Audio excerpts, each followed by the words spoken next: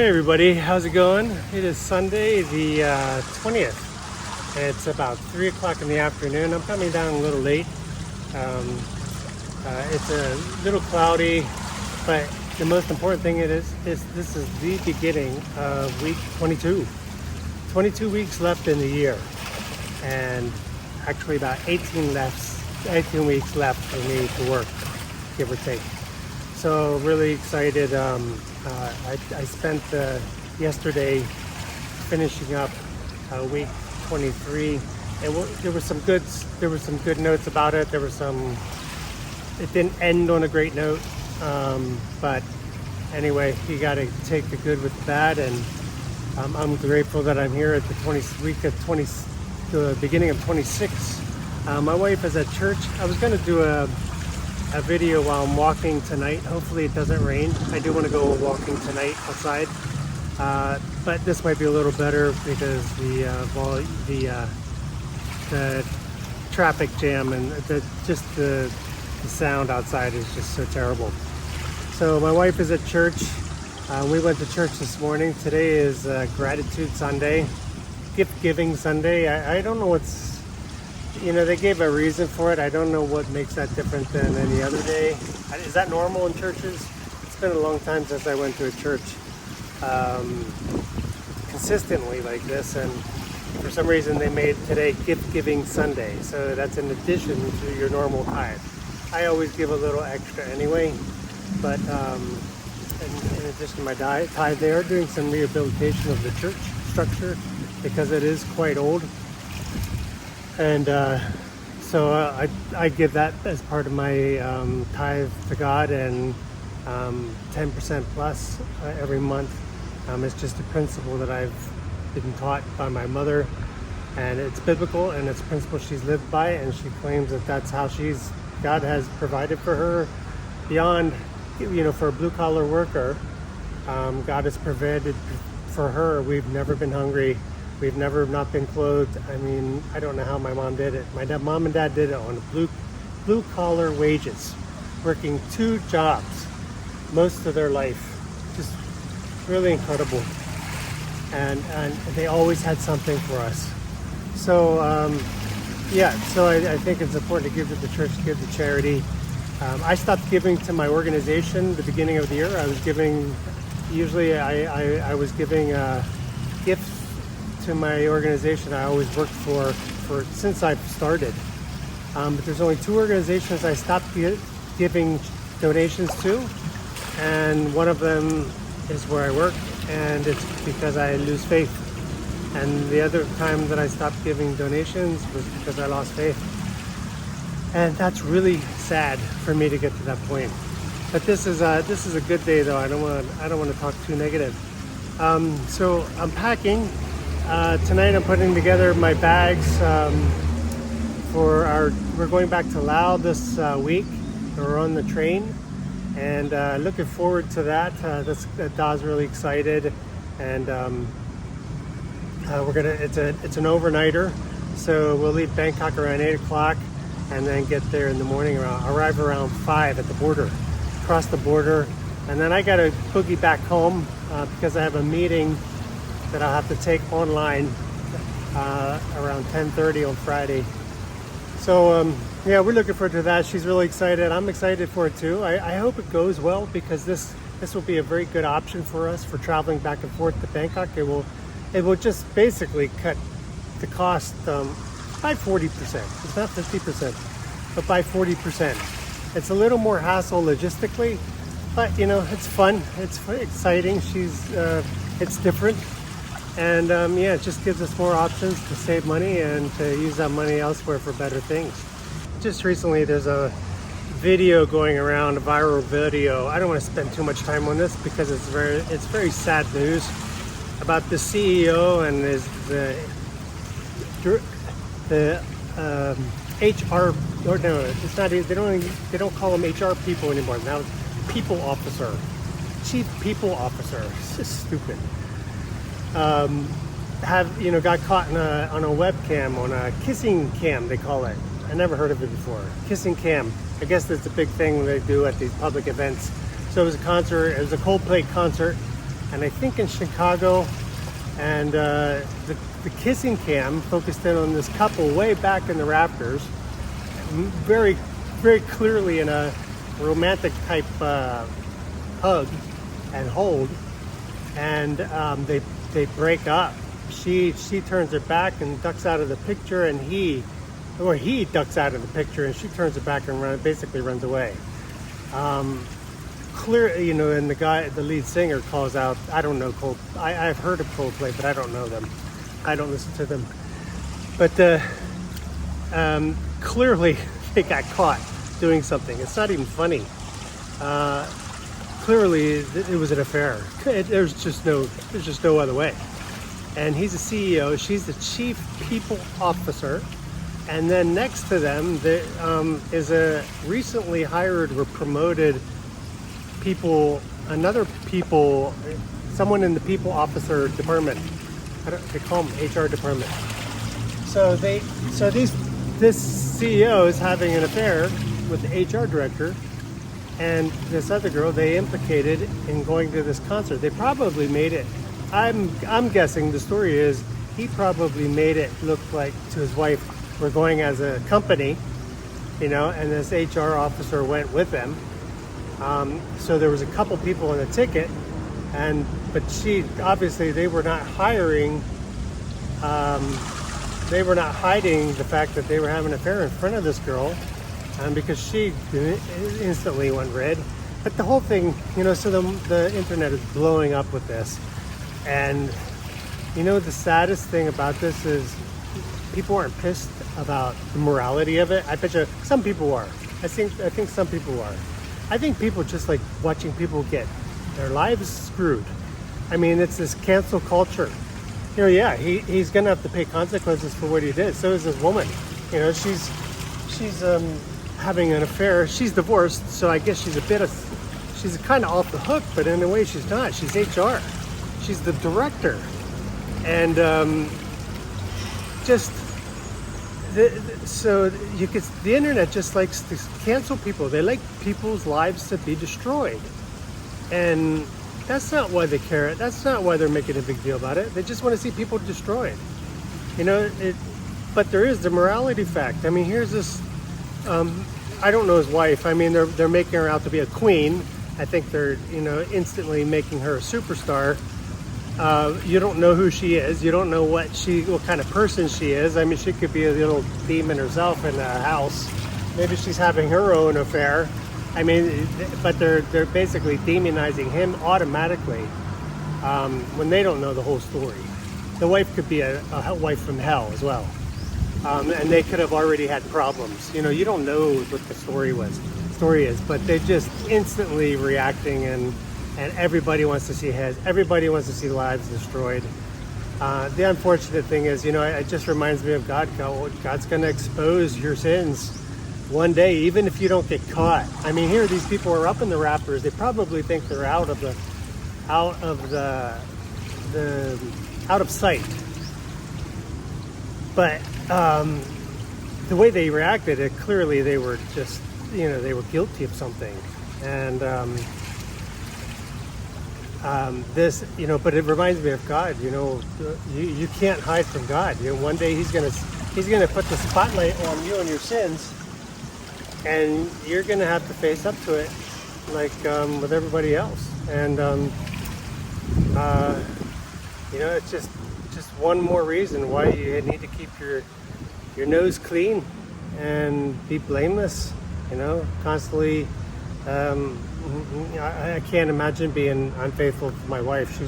Every time I see her, I think I would never intentionally do anything to hurt her. Oh my gosh, I could not imagine, you know, how the intimacy of our lives, how much love we have in our house, how much love we have for each other. And it is very clear, we're very comfortable with each other. We're both very independent, but also in a very loving relationship that we take care of each other. And every time I see her, I couldn't imagine doing something to hurt her. And if I did, you know, ever since I've been with her 12 years now, I remember 2 times that I hurt her. It wasn't intentional, but I'm ashamed of it, you know. And it wasn't anything like this. It wasn't any affair or anything. I mean, not even when we were dating, but it was enough that made she got hurt. And she never holds it against me, but I couldn't imagine having my life being so intimate with someone our whole life, you know, we're together and loving, and then to do something so foolish. The only time I would hurt her is if it would be an unintentional thing, you know. But this guy, he went out in public. I mean, they're embracing a very romantic embrace and cuddling, like someone called it, noodling. I don't remember what word they used, but they. I'm not good with words. I speak caveman, if you haven't noticed. But yeah, canoodling, that's what it was. But they did just really stupid to go out there like that. And you know, he's a CEO of a $1 billion+ business that it's just booming. I mean, and this goes back to HR. It's what I said in the previous video. HR is not your friend, you know. You would think HR would be there for the people. They're not there for the people. They're another job. They're a department. They will follow the rules and they will protect the organization. Yeah, they're supposed to be following the rules. You know, they are there for staff rights, but they're not there for you as a person. They're there to make sure labor laws are followed, and you know, from the most part, most of the HR people I know, they are they work for the organization, and they're not your friend. And you can't think that you can't go in there telling them your secrets because they have a responsible to the organization. So yeah, just really unfortunate there. So tonight I just finished uploading my last video for week 23, and today I'm just gonna go for a walk. You know, one of the sad things I see that is I've really put on hold writing my memoir. I'm writing a memoir about me being a hostage, and the last couple months I've just been spending my time doing video, and you know, I think I'm on a bit of a learning curve with the video, so it's going a lot faster. But yeah, I need to get back to my memoir, and I think for my mind to just to not think about that too much, I'm saving that for when I'm done working.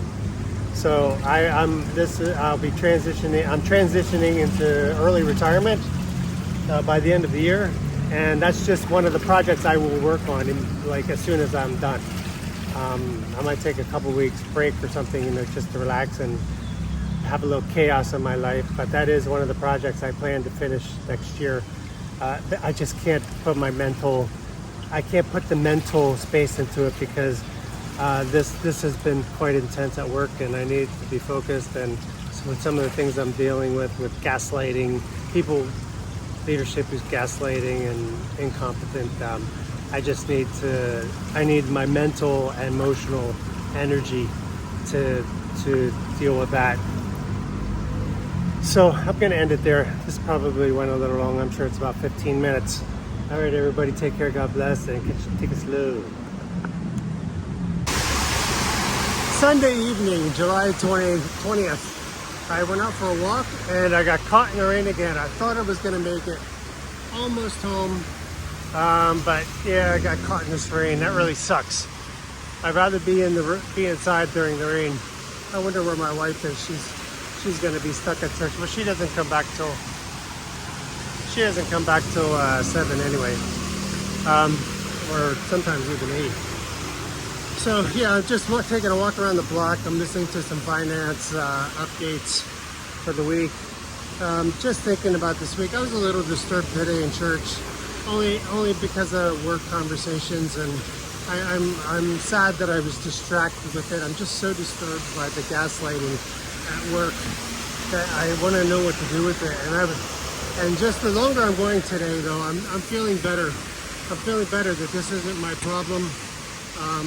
I did watch some videos on how to deal with gaslighting, and it's not anything you can really attack. You just have, it's kind of a defensive attitude you take, and you don't get emotional.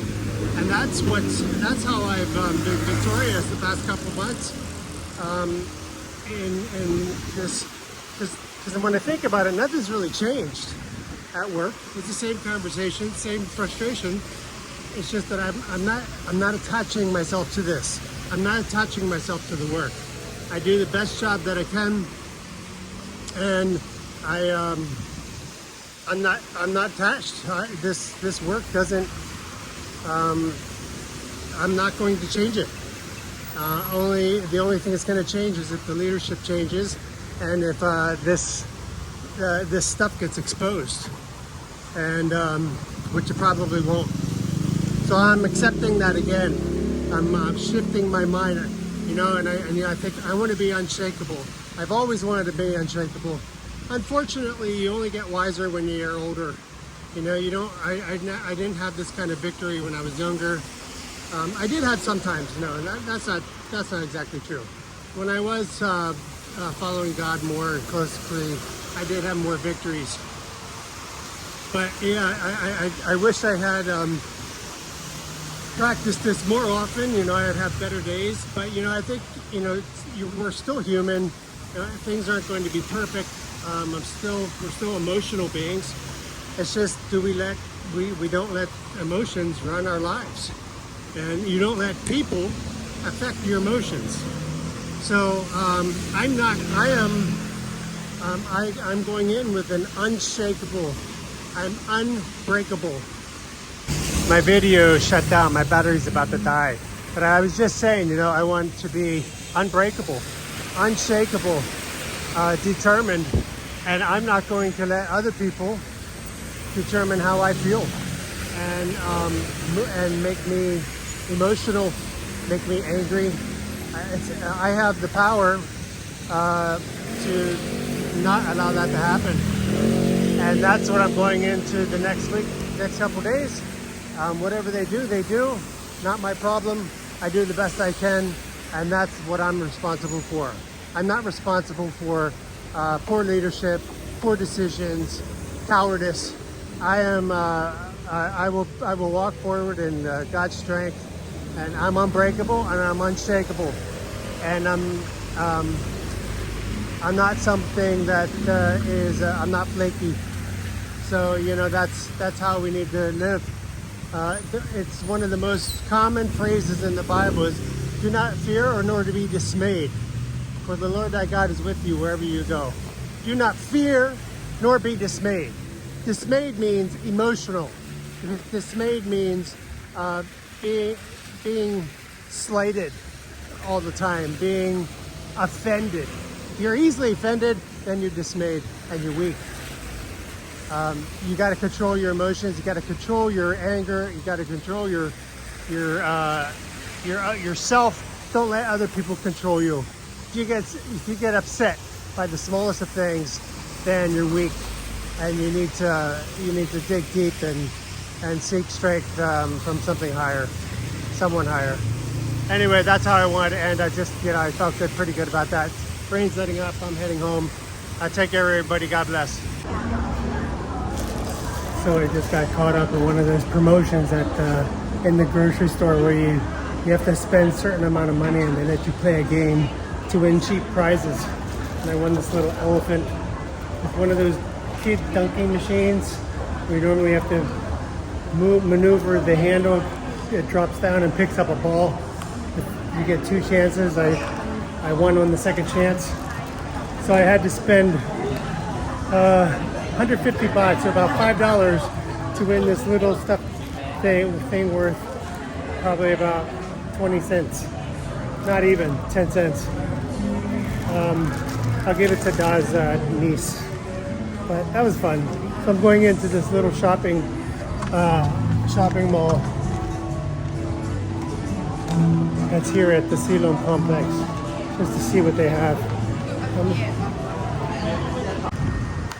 But that was the first. Anyway, by the way, it's Monday, the 21st of August. 21st of July, jeez. I'm really anxious to get out of here. 21st of July, that was the first. I went to go into this event here, and it's a private event. I didn't think to ask what it was. But anyway, I'm working on final quarterly reports, mid-year reports. Trying to get that done and then prepare for a board meeting tomorrow. So it's Monday the 21st. I already said that. Not a lot going on except I do have a meeting at 4, so I need to finish this report. And I'm reading in Ezra. So finally I got out of the books. I'm finally finished with the book of Chronicles, 2nd Chronicles. I finished reading them over the weekend, and now I'm in Ezra, which is essentially a continuation of Chronicles. So I won't try to pick out anything that I read in the last couple of weeks, couple days. It's really messy, and I don't fully understand it. It's good to read through it, and I'll probably by this time next year, I'll be passing through this bit again, and maybe next year when I'm not working, I'll have a little more time to delve more into understanding the chronology and the kings. But Ezra is just a continuation, and it introduced a name that I don't remember hearing before. Someone that the prophet Isaiah prophesied about, Cyrus. Cyrus did something in the first 2 chapters of Ezra that I'm not quite clear on. I'm gonna have to look into that, but I'm glad to be out of the Chronicles and into Ezra now, and some of the other prophets like Nehemiah next. All right, everybody, take care. Back to work. God bless.